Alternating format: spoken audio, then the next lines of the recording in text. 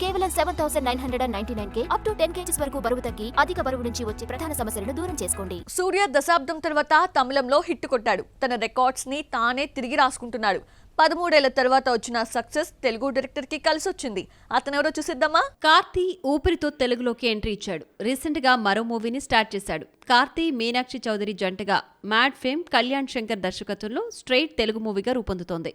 సూర్య కూడా ఎప్పటినుంచో తెలుగు సినిమా చేయాలనుకున్నా కుదరలేదు. ఎట్టకేలకు తెలుగు దర్శకుడు వెంకీ అట్లూరికి గ్రీన్ సిగ్నల్ ఇచ్చి విశ్వనాథ్ అండ్ సన్స్ మూవీ చేస్తున్నాడు సూర్య. ధనుష్ కు సార్ వంటి అద్భుతమైన హిట్ ఇచ్చిన వెంకీ అట్లూరిని నమ్ముకున్నాడు సూర్య.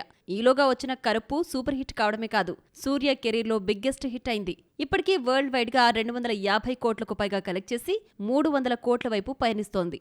జూలైలో రిలీజ్ అవుతున్న విశ్వనాథ్ అండ్ సన్స్ కు ఈ సూపర్ హిట్ కలిసి రానుంది. సూర్య థియేట్రికల్ హిట్ కొట్టి చాలా కాలమైంది.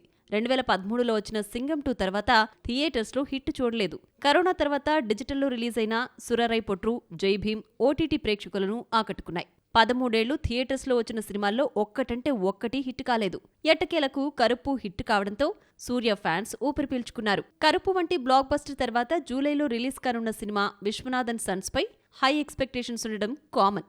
అందులోనూ సార్తో తంబీలకు నచ్చిన వెంకీ అట్లూరి దర్శకుడు కావడంతో క్రేజీ మూవీగా రిలీజ్ కానుంది. ఏదేమైనా సూపర్ హిట్ తర్వాత వస్తున్న సినిమా కావడంతో వెంకీ లక్కీ డైరెక్టర్ అయిపోయాడు.